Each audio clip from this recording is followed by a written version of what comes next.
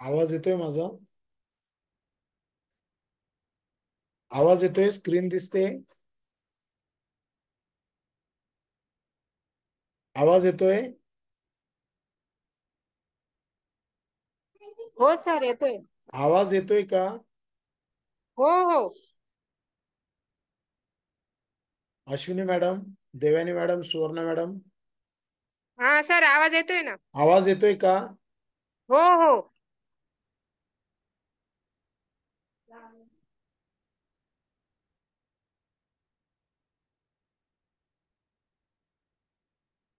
Hello.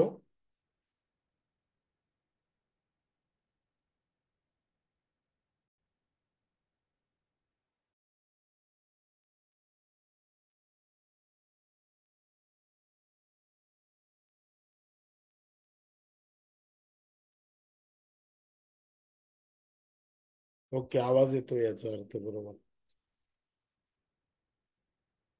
So आज आपण EVS चा भाग बघणार आहोत. प्रकृती व जीव जंतु पारस्परिक निर्भरता.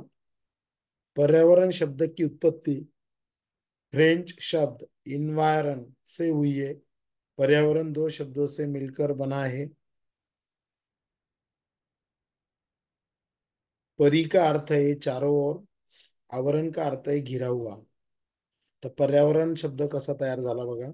तो परी का अर्थ है चारों ओर और आवरण का अर्थ है घिरा हुआ, अर्थात मिट्टी, पेड़ पौधे, जल, वायु, प्रकाश, ध्वनि आदि जिनसे हम चारों ओर से घेरे हुए, वही हमारा पर्यावरण है.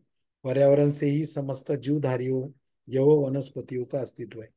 पर्यावरणामुळेच आपल्याला माहिती आहे की सगळ्या सजीवांचं आणि वनस्पतींचं अस्तित्व आहे. आणि पर्यावरण शब्दाची उत्पत्ती ही फ्रेंच शब्द इन्वायरन से हुई है. पर्यावरण, परी अधिक परी का अर्थ है चारों ओर, आवरण का अर्थ है घेरा हुआ, चारों ओर से घिरा हुआ. इथे तुम्हाला चित्रामध्ये दिसतंय. आता पर्यावरणाच्या संदर्भात जर आपण पाहिलं तर काय महत्वाचे घटक आहेत बघा याच्यामध्ये. सगळ्यात महत्वाचं जे आहे ते म्हणजे सजीव घटक, लिविंग कंपोनेंट. सजीव घटक के अंतर्गत पेड़ पौधे, पशु पक्षी, जीव जंतु तथा मनुष्य आते हैं. ये घटक एक दूसरे के लिए पोषण का कार्य करते हैं. पोषण के आधार पर सजीव घटकों के तीन श्रेणियों में बांटा जाता है. आता सजीव घटक जे आहे ते साधारणपणे याच्यामध्ये पेड़ पौधे, पशु पक्षी सगळ्यांचा समावेश होतो आणि त्यांचं वर्गीकरण तीन श्रेणींमध्ये करण्यात आलेलं आहे. तर तीन श्रेणी कोणत्या? उत्पादक, उपभोक्ता.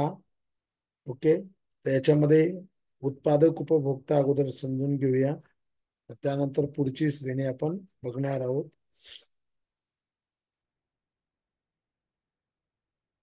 जो जो सजीव घटक अपना भोजन स्वयं बनाते वह स्वयं पोषी कहलाते.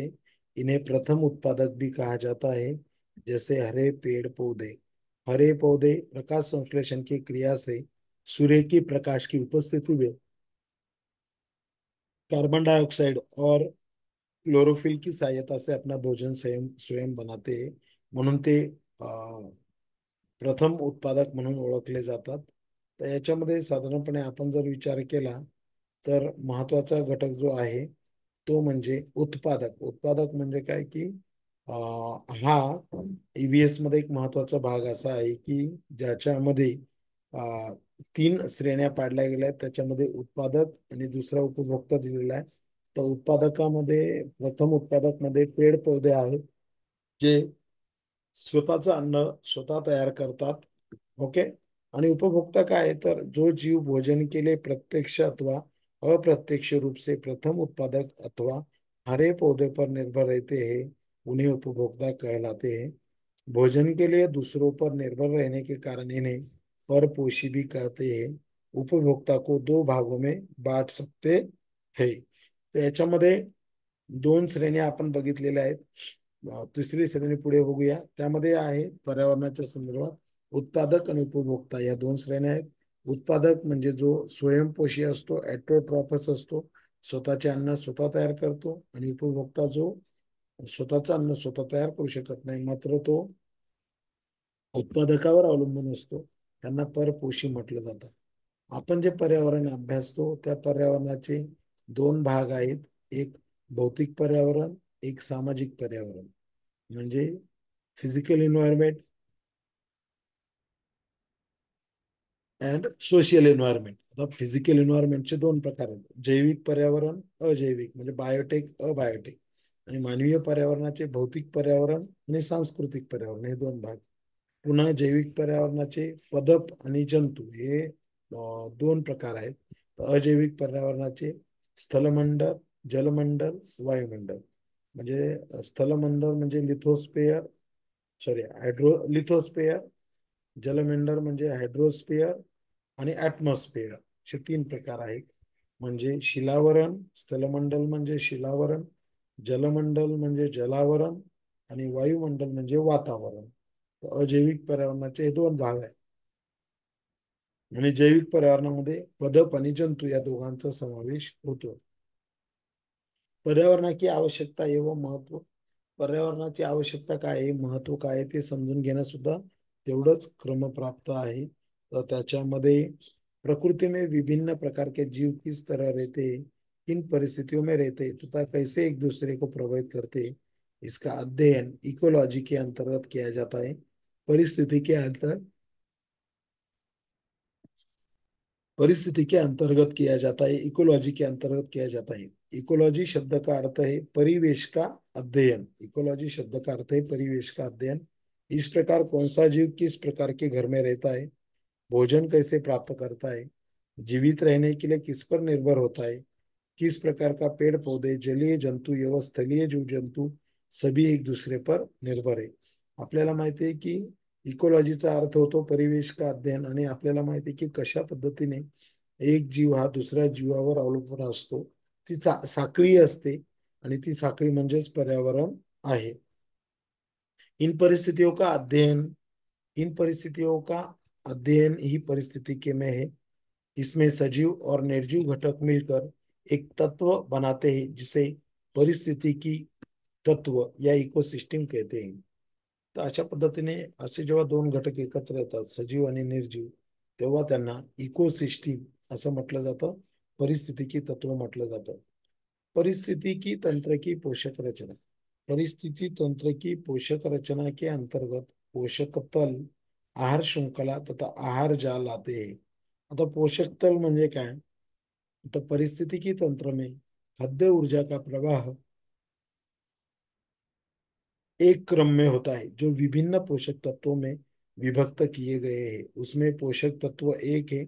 पोषक तल स्वयंपोषी या प्रथम उत्पादक जैसे हरे पेड़ पौधे, शैवाल. आता पोषक तल एक मध्ये काय येतं, न्यूट्रिएंट्स एक मध्ये काय येतं, तर स्वयंपोषी येतात, ज्याच्यामध्ये उदाहरण आहे पेड़ पौधे, शैवाल. पोषक तल दोन मध्ये प्रथम चरण के उपभोक्ता शाकाहारी जीव जैसे चरने वाले जीव, गाय, बकरी, खरगोश, भेड़. पोषक तल तीन में द्वितीय चरण के उपभोक्ता आते मांसाहारी जैसे शेर, चीता. पोषक तल चार में सभी स्तर के जीव जंतु एवं मानव जो अपने भोजन के लिए उपयुक्त तीनों पोषक तलों से भोजन प्राप्त करते हैं जैसे मांसाहारी. तर अशा पद्धतीने पोषक तल एक, पोषक तल दोन, पोषक तल तीन आणि पोषक तल चार, हे चार पार्ट याच्यामध्ये येत असतात. तर कशा पद्धतीने पहिल्यांदा भागामध्ये स्वयंपोषी आलंय, नंतर प्रथम चरण में गाय, बकरी, खरगोश, भेड़, द्वितीय चरण में मांसाहारी आते शेर, चीता, और पोषक तल चार में सभी स्तर के जीव जंतु एवं मानव जो अपने भोजन के लिए उपयुक्त तीनों पोषक तलों से भोजन प्राप्त करते जैसे मांसाहारी. आता सजीव घटक झाल्यानंतर निर्जीव घटक आपल्याला अभ्यासायचा आहे. तर निर्जीव घटकामध्ये काय दिलेलं आहे बघा, तर निर्जीव घटक नॉन लिविंग कंपोनेंट्स. निर्जीव घटक के अंतर्गत जल, वायु, पोषक तत्व, सौर ऊर्जा आदि आते हैं. सभी हमें प्रकृति से प्राप्त होते. हे जे घटक आहेत ते सगळे आपल्याला निसर्गाकडून प्राप्त होत असतात. निर्जीव घटक के कारण ही सजीवों का विकास बेहतर ढंग से संभव है. किसी भी निर्जीव घटक के अधिक या कम होने से परिस्थिति की तंत्र असंतुलित हो जाता है. यह निर्जीव घटक निम्न रूप में है. हे निर्जीव घटक तीन प्रकारांमध्ये आहे, स्थलमंडल, जलमंडल, वायुमंडल, शिलावरण, जलावरण आणि वातावरण. आता स्थलमंडल म्हणजे शिलावरण मध्ये काय काय येतं ते आपण बघूया. तर साधारणपणे इसके अंतर्गत पर्वत, पठार, रेगिस्तान, मैदान, जमीन आदि आते हैं. स्थलमंडल मध्ये पर्वत, पठार, रेगिस्तान, मैदान, जमीन यांचा समावेश होतो. जलमंडल मध्ये पृथ्वी का लगभग 3/4 भाग जल से घिरा है. इसके अंतर्गत महासागर, सागर, नदी, नाले, झील, तालाब आदि आते. जलमंडल मध्ये जलावरणामध्ये या सगळ्या भागांचा समावेश होतो. वायुमंडल, हमारी पृथ्वी चारों ओर वायु से घिरी है, जिससे वायुमंडल कहते हैं.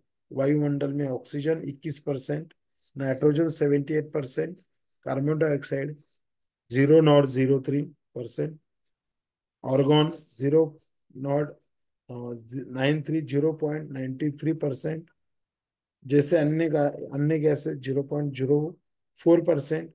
वायुमंडल सूर्य की तेज किरणों से हमारी रक्षा करता है. अशा पद्धतीने स्थलमंडल, जलमंडल, वायुमंडल हे 3 भाग येतात. आता उपभोक्ता, त्याचं प्रथम उत्पादन काय असतं? जल एवं मिट्टी पाए जाने वाले. आणि कशा पद्धतीने ती साखळी पूर्ण होते ते बघणं सुद्धा क्रमप्राप्त आहे. कोणी वाचतंय का पुढचं? परिस्थिती की तंत्र का संतुलन वाचतंय कोणी? एक्सप्लेन करून सांगतो मी, वाचा.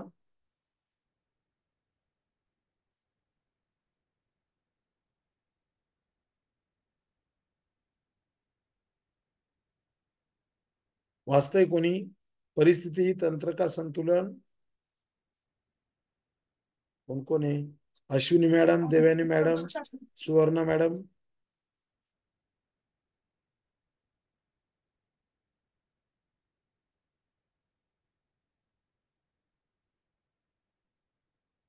कोणीतरी एकाने वाचा.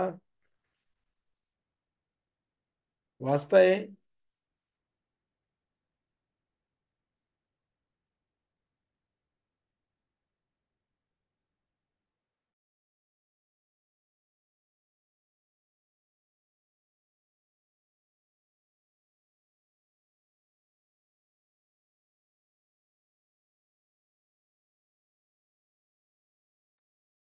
पुढे परिस्थिति तंत्र का संतुलन. हम परिस्थिति तंत्र के अत्यंत महत्वपूर्ण घटक है. हमारा सुखद भविष्य इसी पर निर्भर है कि प्रकृति के शेष घटक जल, वायु, ऊर्जा, पौधे, पशु, पक्षी, जीव जंतु सुरक्षित रहे तथा संतुलित रहे. इनके अत्यधिक मात्रा में उपयोग से ये बहुमूल्य स्रोत निरंतर कम या नष्ट होते जा रहे हैं. इससे परिस्थिति की तंत्र प्रभावित हो रहा है, हमारा जीवन भी प्रभावित हो रहा है. मानव बुद्धिजीवी है. हम अपने बुद्धि बल से सभी घटकों को सुरक्षित बनाए रखने का निरंतर प्रयास करते रहे. आता परिस्थिती तंत्राचं संतुलन कसं राखलं जातं? तर यामध्ये साधारणपणे आपल्याला माहिती आहे की कशा पद्धतीने परिस्थिती तंत्रामध्ये बदल होत आहे आणि हे बदल थांबण्यासाठी किंवा ही परिस्थिती की टिकून राहण्यासाठी बुद्धिजीवी है हम अपने बुद्धिबल से सभी घटकों का सुरक्षित बनाए रखने का निरंतर प्रयास करते हैं. या पद्धतीने आहे. ऊर्जा का प्रवाह. किसी भी परिस्थिति तंत्र के लिए निरंतर ऊर्जा आवश्यक होती है. Energy is most important for ecosystem. प्रकृति में ऊर्जा का प्रमुख स्रोत सूर्य है. आपतित किरण और विकिरण का 50% से कम भाग प्रकाश संश्लेषणात्मक सक्रिय विकिरण में उपयुक्त होता है. सूर्य से प्राप्त प्रकाश ऊर्जा पौधे पादप केवल 2 से 10% प्रकाश संश्लेषणात्मक सक्रिय विकिरण का प्रग्रहण करते और यही आंशिक मात्रा की ऊर्जा संपूर्ण विश्व का संपोषण करती है. तर कशा पद्धतीने ऊर्जा प्रवाह निर्माण होतो, ऊर्जा प्रवाह किती आवश्यक आहे आणि कशा पद्धतीने प्रकाश संश्लेषणाद्वारे ह्या ऊर्जेचा प्रवाह चालत राहतो. आता आहे आहार श्रृंखला, ज्याला फूड चेन म्हणतात. किसी भी परिस्थिति की तंत्र में जीव जंतुओं के भोजन से संबंधित कड़ी या श्रृंखला को आहार श्रृंखला कहते हैं. आहार श्रृंखला के एक सिरे पर प्रथम उत्पादक सो दूसरे सिरे पर सर्वोच्च उत्पादक होता है. आहार श्रृंखला जी असते त्याच्यामध्ये प्रथम उत्पादक ते डायरेक्ट शेवटी उपभोक्ता येतो. सो घास, हरे पेड़ पौधे प्रथम उत्पादक, मग खाता कौन है? खरगोश। खरगोश को कौन खाता है? बाघ। बाघ को कौन खाता है? गिद्ध। गिद्ध को खाने के बाद अ, अपघटक और बैक्टीरिया निर्माण होते हैं। आहार श्रृंखला में क्या होता है कि प्रथम उत्पादक का डायरेक्टली संबंध सर्वोच्च उपभोक्ता से आता है। आहार जाल, फूड वेब। प्रत्येक परिस्थिति तंत्र में अनेक आहार श्रृंखलाएं होती है। ये कई स्थानों पर एक दूसरे के जगह जुड़ी रहती है। आहार श्रृंखलाओं के कई स्थानों पर जुड़े होने के कारण पोषण संबंध का एक रेखा में न होकर जाल की तरह उलझ जाते। इसे आहार जाल कहते हैं, फूड वेब कहते हैं। उसमें भी प्रथम चरण उपभोक्ता है जो शाकाहारी जंतु के लिए सीधे उत्पादक अर्थात हरे पेड़ पौधे पर निर्भर रहते हैं। प्रथम चरण के उपभोक्ता कहलाते हैं मनुष्य, गाय, बकरी, हिरण, खरगोश आदि। द्वितीय चरण उपभोक्ता मध्ये जो जानवर शाकाहारी वस्तु का भोजन के रूप में प्रयोग करते हैं द्वितीय चरण उपभोक्ता कहलाते, जैसे शेर, चीता आणि भेडिया। याला दुय्यम भक्षक आपण म्हणत असतो, भक्षक। इसी प्रकार द्वितीय चरण के उपभोक्ता अर्थात शेर, चीता आदि को मृत अवस्था में भोजन के रूप में ग्रहण करने वाले जीव तृतीय चरण के उपभोक्ता होते हैं।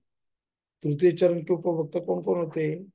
अर्थात शेर, चीता आदि को मृत अवस्था में भोजन के रूप में ग्रहण करने वाले जीव। सो ये सब तृतीय चरण के उपभोक्ता है या अपमार्जक कहलाते हैं। जैसे गिद्ध, बाज, चील, कौवा मृत जानवरों का मांस खाते हैं। पुढचा आहे अपघटक। प्रकृति में कुछ जीव ऐसे होते हैं जो मृत जीवधारियों या सड़ी गली वस्तुओं को खाकर इनसे पोषण प्राप्त करते हैं, जैसे बैक्टीरिया, कवक आदि। मृत शरीर से पोषण लेने के लिए उन्हें मृतपोषी भी कहा जाता है। जो उपघटक है, सो प्रकृति में कुछ जीव ऐसे होते हैं जो मृत जीवधारियों को यव सड़ी गली वस्तुओं को खाकर इनसे पोषण प्राप्त करते हैं, जैसे बैक्टीरिया बैक्टीरिया एंड कवक। मृत शरीर के पोषण लेने के लिए कारण उन्हें मृतपोषी कहा जाता है। हम अपने घर, विद्यालय, सड़क के किनारे या आसपास अधिक से अधिक वृक्ष लगाए, तो लगाना चाहिए। वृक्ष काटना नहीं चाहिए। जल स्रोतों को जैसे तालाब, नदी, झील का प्रदूषण रोकना चाहिए, प्रदूषण न करे। कोई व्यक्ति वन्य प्राणियों का शिकार करता हो तो तुरंत अपने माता पिता, ग्राम प्रधान को सूचना दे। वायु, जल और भूमि बहुमूल्य सांस्कृतिक संसाधन है। इन संसाधनों को प्रदूषित न होने दे। खेती में विषैले कीटकनाशकों, रसायनों का प्रयोग करने वाले को समझाए। उन्हें बताए कि गोबर की खाद या कंपोस्ट संतुलित प्राकृतिक खाद है। मृदा, सॉइल कोणी वाचतंय का? Ashwini Patil madam, Devyani madam, Suvarna madam, पुढचं वाचा बरं. सर मृदा मिट्टी अथवा मृदा सबसे महत्वपूर्ण नवीकरण योग्य प्राकृतिक संसाधन है। यह पौधों के विकास का माध्यम है जो पृथ्वी पर विभिन्न प्रकार के जीव का पोषण करती है। मृदा एवं जीवन प्रकृति के अनेकों तत्व जैसे तापमान परिवर्तन, बहते जल की क्रिया, पवन, हिम, नदी और अपघटन क्रियाएं आदि मृदा बनाने की प्रक्रिया में योगदान देती है। मिट्टी के अध्ययन को पेडोलॉजी, मृदा विज्ञान, उत्पत्ति, रंग, संयोजन तथा अवस्थिति के आधार पर और भारतीय कृषि अनुसंधान परिषद ने भारत की मिट्टियों को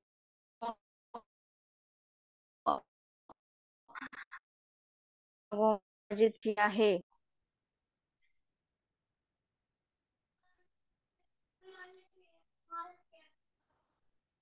जलोढ़ मृदा, लेटेराइट मृदा, शुष्क मृदाएं, लवण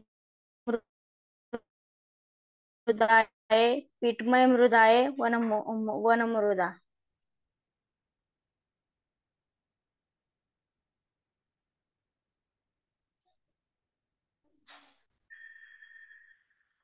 जलोढ़ मिट्टी मिट्टी भारत के लगभग 40% हिस्से में पाई जाती है। यह भारत की सर्वाधिक महत्वपूर्ण मिट्टी है। यह मृदाएं हिमालय की 3 महत्वपूर्ण नदी तंत्रों सिंधु, गंगा और ब्रह्मपुत्र नदियों द्वारा लाए गए निक्षेपों से बनी है। पूर्वी तटीय मैदान, विशेषकर महानदी गोदावरी, कृष्णा और कावेरी नदियों के डेल्टे भी जलोढ़ मृदा से बने हैं। यह मिट्टी 2 प्रकार की होती है।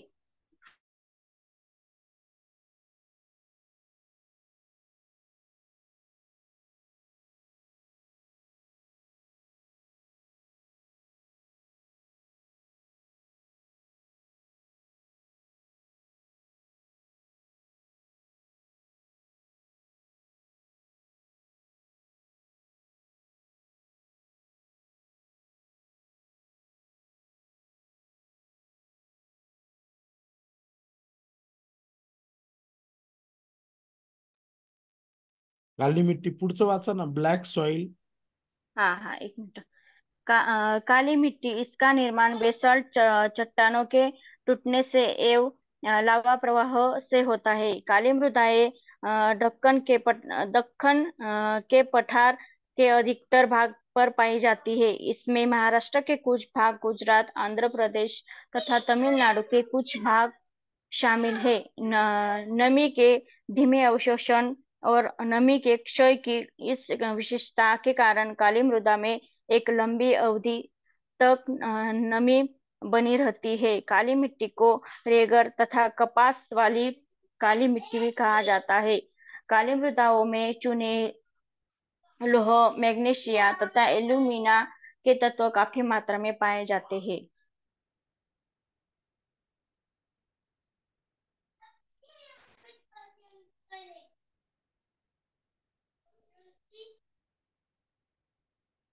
एक जलोढ़ मृदा, 2 काली मृदा, 3 लाल और पीली मृदा, 4 लैटेराइट मृदा।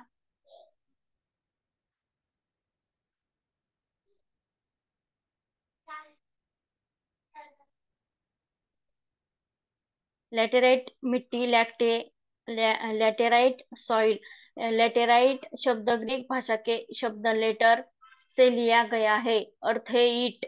मकान बनाने के लिए लैटेराइट मृदाओं का प्रयोग ईंटें बनाने में किया जाता है। लैटेराइट मृदा का निर्माण उष्णकटिबंधीय तथा उपोष्णकटिबंधीय जलवायु क्षेत्रों में आर्द्र तथा शुष्क ऋतुओं के एक के बाद एक आने के कारण होता है।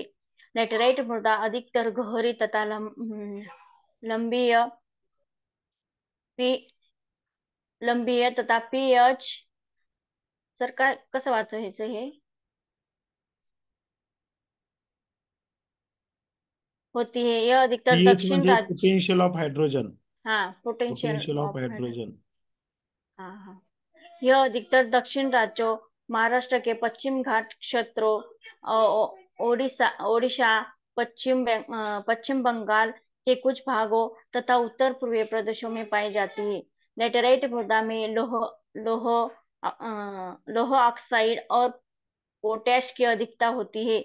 मृदा संधारण नहीं सॉरी मृदा संरक्षण की उचित तकनीक अपना कर इस मृदाओं पर कर्नाटक, केरल और तमिलनाडु में चाय और कॉफी उगाई जाती है। तमिलनाडु, आंध्र प्रदेश और केरल की लाल लैटेराइट मृदाएं काजू की फसल के लिए अधिक उपयुक्त है। लाल मिट्टी, रेड सॉइल, इस मिट्टी में सिलिका और आयरन बहुत बहुत बहुलता में होत है। लाल रंग, आयरन ऑक्साइड पीली, ये मिट्टी उर्वरता विहीन होती है और इसमें कपास, दाल और मोटे अनाजों की खेती की जाती है। इसकी और उर्वरता को बढ़ाने के लिए चूने का इस्तेमाल किया जाता है। लाल और पीली मृदाएं ओडिशा, छत्तीसगढ़, मध्य गंगा मैदान के दक्षिण छोर पर और पश्चिम घाट में पहाड़ी पथ पर पाई जाती है।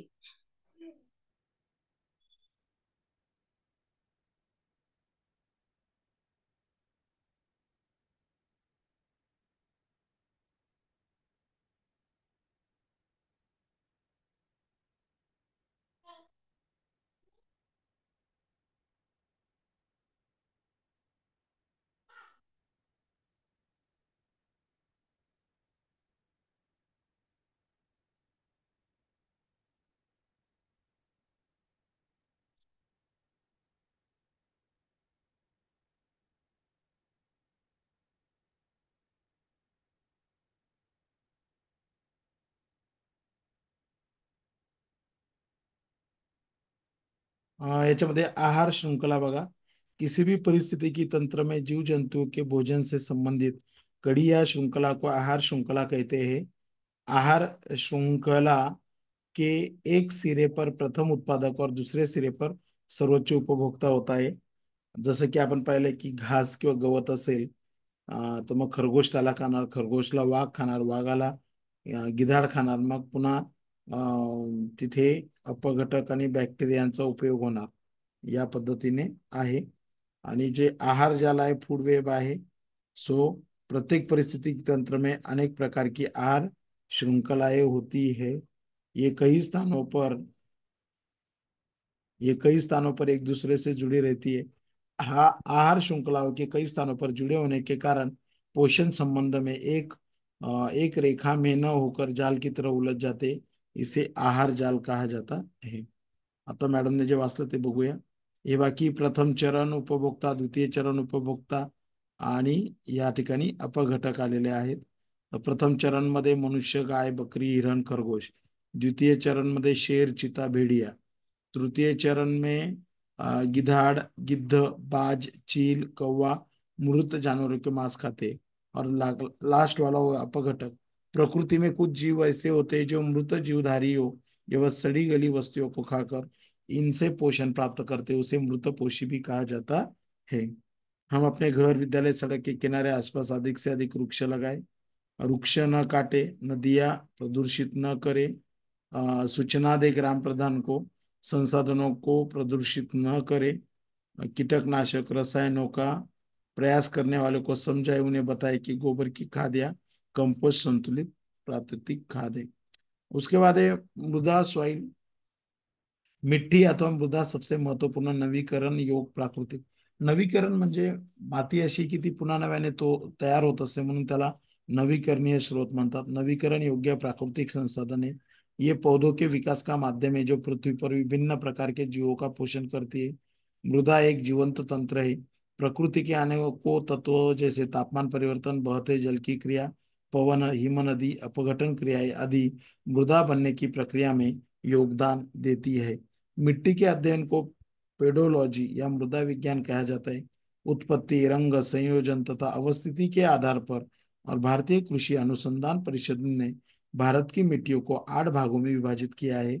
जलोढ़ मृदा, काली मृदा, लाल और पीली मृदा, लैटेराइट मृदा, शुष्क मृदाएं, लवण मृदाएं, पीटमय मृदाएं, वन मृदा। तो ये सारी 8 प्रकार की मृदाओं को विभाजित किया है। इसमें जलोढ़ मृदा, जिसको एलोवियल सॉइल बोलते हैं, लगभग 40% हिस्से में पाई जाती है। भारत की अधिक महत्वपूर्ण मिट्टी है। यह मृदा हिमालय की 3 महत्वपूर्ण नदीसीय तंत्रों से, निक्षोपों से, त्यांच्या गाळापासून ती तयार होत असते। त्याच्यामध्ये सिंधू, गंगा आणि ब्रह्मपुत्रा या 3 नद्यांचा या ठिकाणी समावेश होतो। पूर्वी तटीय मैदान, विशेषकर महानदी, गोदावरी, कृष्णा, कावेरी नदियों के डेल्टे भी जलोढ़ मृदा से बने। यह मिट्टी के 2 प्रकार है, बांगर मृदा, पुरानी जलोढ़ मिट्टी को बांगर मृदा कहते हैं, और खादर खादर मृदा किसे कहते हैं, तो नई जलोढ़ मिट्टी को। तर अशा पद्धतीने जलोढ़ मृदा हे बहुत उपजाऊ होती आहे, म्हणजे ज्यांचा शेतीसाठी उपयोग होतो आणि ज्याला आपण म्हणतो की उपजाऊ म्हणजे कसदार जमीन राहते यांच्यामुळे। या मृदेमध्ये काय काय असतं, पोटॅश असतं, फॉस्फरस असतं, चुना असतो, जो इनको गन्ने, चावल, गेहूं, दलहन फसलों की खेती के लिए उपयुक्त होती है। ज्यादातर कृषि क्षेत्र जो है जलोढ़ मृदा वाले क्षेत्रों में गहन कृषि क्षेत्र है। उसके बाद है काली मिट्टी। इसका निर्माण बेसाल्ट चट्टानों के टूटणे, बेसाल्ट नावाचा जो खडक आहे, आता त्याच्या ज्याला म्हणतात शरण क्रियेतून किंवा त्याच्या पासून तुटणे से जेव्हा लावारस जो असतो त्याच्या प्रवाहापासून काली मिट्टी तयार होते। काली मृदा आहे दख्खन का पठार, म्हणजे आता जे दख्खनचं पठार आहे तिथे मिळते, आपल्याला बघायला मिळते। महाराष्ट्र के कुछ भाग जैसे गुजरात, आंध्र प्रदेश, तमिलनाडु के कुछ भाग इसमें भी मिलती है। नमी के धीमे अवशोषण और नमी के क्षय की इस विशेषता के कारण काली मृदा में एक लंबी अवधि तक नमी बनी रहती है। तर जो ओलावा असतो तो मातीमध्ये तो दीर्घकाळ राहतो। काली मिट्टी को रेगर या कपास वाली काली मिट्टी कहा जाता है। हा प्रश्न विचारला जातो, मराठीमध्ये सुद्धा येतो. रेगूर मृदा म्हणतात त्याला, किंवा कापसाची माती किंवा कापसाची मृदा कशाला म्हणतात, तर ती जी आहे ती काली मिट्टी आहे. काली मिट्टी में क्या क्या होता है, तो काली मिट्टी में चूना, लोह, मैग्नीशियम और एल्यूमिना के तत्व काफी प्रमाण में पाए जाते हैं. तर काळ्या मातीमध्ये चुना, लोह, मॅग्नेशियम आणि एल्युमिना यांचे तत्व आपल्याला बघायला मिळते. तर अशा पद्धतीने इथे एक आकृती आहे. तर कुठे कोणकोणत्या मृदा आहेत, जलोढ मृदा, काली मृदा, लाल और पीली मृदा और लॅटराइट मृदा, तर ती कुठे पाहायला मिळते, तर ते तुम्हाला इथे चित्रामध्ये दिसतंय बघा या पद्धतीने. नंतर आहे लेटराइट मृदा. आता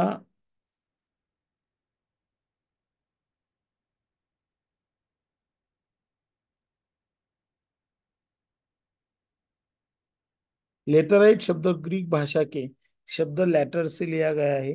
इसका अर्थ होता है ईट. लेटराइट का अर्थ होता है ईट. मकान बनाने के लिए लेटराइट मृदा का प्रयोग ईट बनाने में किया जाता है. लेटराइट मृदा का निर्माण उष्ण कटिबंधीय तथा उपोष्ण कटिबंधीय जलवायु क्षेत्रों में आर्द्र तथा शुष्क ऋतुओं के एक के बाद एक आने के कारण होता है. तर लेटराइट मृदेचा उपयोग कशा पद्धतीने होतो, तो आपल्याला इथे बघायला मिळत आहे. तर याच्यामध्ये साधारणपणे आपण जर पाहिलं, लेटराइट मृदा अधिकतर गहरी तथा अम्लीय होती है. PH, potential of hydrogen, pH म्हणजे काय, तर एखाद्या मातीमध्ये हायड्रोजनचं प्रमाण किती आहे त्यावर त्याचं पीएच किंवा ती मृदा ऍसिडिक आहे की बेसिक आहे हे ठरवलं जातं. तर या लेटराइट मृदेमधला पीएच जो असतो, पोटेन्शियल ऑफ हायड्रोजन जो असतो, तो ग्रेटर दॅन 6 असतो. यह अधिकतर दक्षिण राज्यों में पाई जाती है, जैसे कि महाराष्ट्र के पश्चिम घाट, उड़ीसा, पश्चिम बंगाल के कुछ भागों तथा उत्तर पूर्वी प्रदेश में पाई जाती है. लेटराइट मृदा में लोह ऑक्साइड, पोटॅश की अधिकता होती. याच्यामध्ये आयर्न ऑक्साइड असतं, पोटॅशियम असतं. मृदा संरक्षण की उचित तकनीक अपना कर इन मृदाओं पर कर्नाटक, केरल और तमिलनाडु में चाय और कॉफी उगाई जाती है. तर साधारणपणे कर्नाटक, केरळ आणि तमिळनाडूमध्ये चहा आणि कॉफी इथे बनवली जाते. तमिलनाडु, आंध्र प्रदेश और केरल की लाल लेटराइट मृदाएं काजू की फसल के लिए अधिक उपयुक्त होती है. तमिळनाडू, आंध्र प्रदेश आणि केरळमध्ये जी लाल लेटराइट मृदा असते, तर तिचा उपयोग काजूची शेती करण्यासाठी चांगला मोठ्या प्रमाणात होत असतो. लाल मिट्टी शेवटची आहे. लाल मिट्टी ते झालं का आपण थांबूया. सो लाल मिट्टी, रेड सॉइल, इस मिट्टी को सिलिका और आयन बहुलता में होती है. तर लाल मातीमध्ये साधारणपणे सिलिकेचं प्रमाण जास्त प्रमाणात असतं, आयन पण भरपूर प्रमाणात असतं. लाल रंग आयन ऑक्साइड. यह मिट्टी उर्वरता विहीन होती है और इसमें कपास, दाल और मोटे अनाजों की खेती की जाती है. या लाल मातीमध्ये साधारणपणे कापसाचं पीक, डाळींचं पीक आणि मोठे मोठे जे अनाज असतात, तर मोठमोठे धान्य जे असतात त्यांची शेती केली जाते. इसकी और उर्वरता को बढ़ाने के लिए चूने का इस्तेमाल किया जाता है. तर याची सुपीकता वाढवण्यासाठी याच्यामध्ये चुन्याचा समावेश केला जातो. लाल और पीली मृदाएं कुठे सापडतात बघा, उड़ीसा, छत्तीसगढ़, मध्य गंगा मैदान के दक्षिणी छोर पर और पश्चिमी घाट के पहाड़ी में पाई जाती है. तर असे मृदेचे विविध प्रकार आहेत. त्याच्यामध्ये आजच्या या पीडीएफ मध्ये आपण काय काय पाहिलं बघा. तर पर्यावरण म्हणजे काय, पर्यावरण म्हणजे काय, त्यानंतर सजीव घटक म्हणजे काय, निर्जीव घटक म्हणजे काय, त्याच्यामध्ये पर्यावरणाचे प्रकार पाहिले, पर्यावरण की आवश्यकता हमने देखी, परिस्थिती की तंत्र और रचना देखिए, स्वयंपोषी, परपोषी. नंतर वातावरण प्रकार पाहिले निर्जीव घटकामध्ये, स्थलमंडल, जलमंडल, वायुमंडल, ऍटमॉस्फेयर, लिथोस्फेयर, हाइड्रोस्फेयर पाहिलं. त्यानंतर परिस्थिति का संतुलन कैसे रखा जाता है, इकोसिस्टम का, उसके बारे में जानकारी ली. आहार श्रृंखला हमने देखा है अभी, फूड चेन, फूड वेब के बारे में जानकारी ली. मृदा म्हणजे काय, मृदेचे प्रकार आपण इथे पाहिलेले. बाकीचे भाग आपण उद्याच्या लेक्चर मध्ये बघूया. आज 4च विद्यार्थी जॉईंट आहेत, 4 मध्ये मी एक, म्हणजे 3च विद्यार्थी जॉईंट आहेत. उद्या मात्र लेक्चर रेग्युलर होईल. So have a nice sir day. बोला. सर माझी first language Marathi, second language Hindi. तर मला हिंदीचे क्वेश्चन येतील ना, इंग्लिश नाही राहणार ना नाही, त्याच्यात? इंग्लिश नाही राहणार. मग तुम्हाला हिंदीची PDF मी पाठवून देतोय. आणि बरं ते बरं. पण आपण एखादं लेक्चर घेऊ एखाद दिवशी. हा, हो हो चालेल. चाल चाल. म्हणजे मला इंग्लिशचा अभ्यास करायचा नाहीच आहे, फक्त हिंदी. हो हो चालेल, ठीक आहे. हो. माझं पण हिंदी आहे सर. हिंदी आहे का? मग आपण हिंदीचं लेक्चर घेऊ उद्या. चालेल, ठीक. मराठी आणि हिंदी. ओके ओके, हिंदीचं एक लेक्चर घेऊया. हो. हो.